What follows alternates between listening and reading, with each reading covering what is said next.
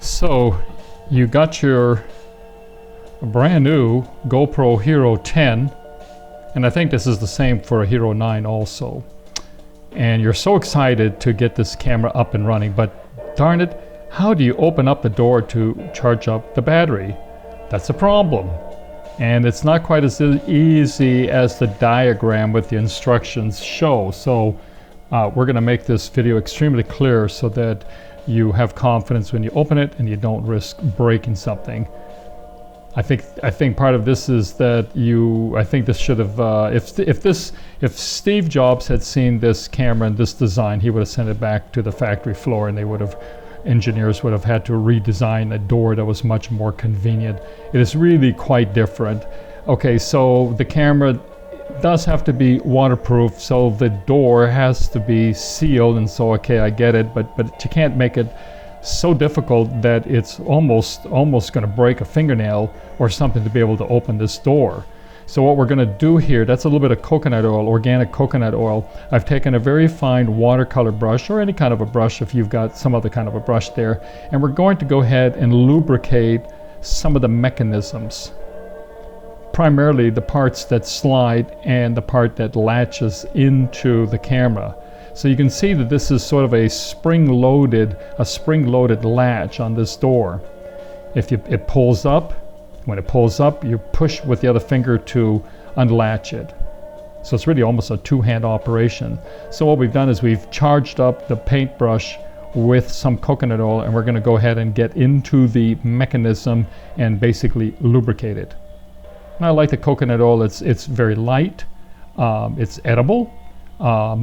It's not terribly greasy and has good flow characteristics, so hopefully it'll flow deeper into the mechanism and oil it further down. Yeah, I would say that this really is sort of a design failure.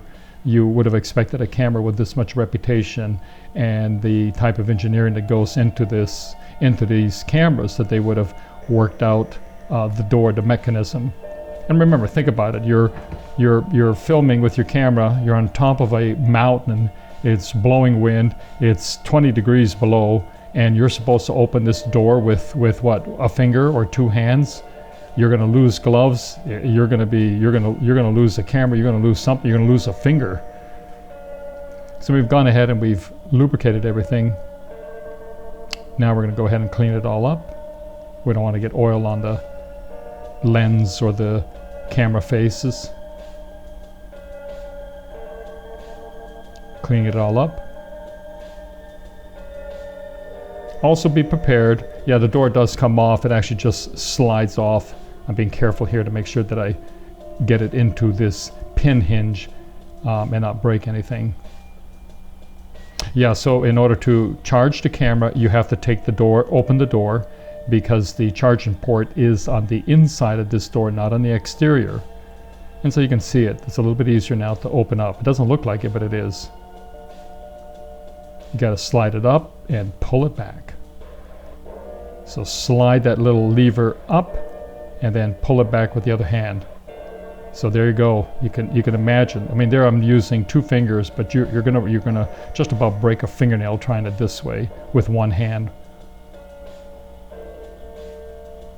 We're going to go ahead and take some coins, a quarter, a penny, and a dime, and instead of using our finger or our fingernail, we're going to use a coin to open that latch and push the door open.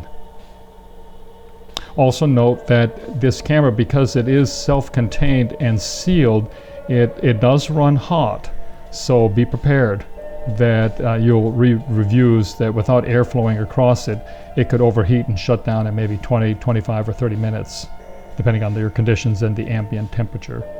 There I'm just reshaping my brush. And here in a minute we're going to go ahead and take some coins. I'm going to show you another way to open it if you've got long fingernails. So here's the same camera. See, it's much easier now. Push up and then slide it with the other hand. So it is a two-hand operation.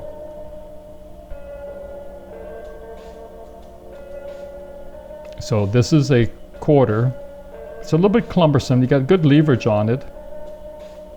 I find that it doesn't quite fit into that groove as much as I'd like. I think this is a nickel.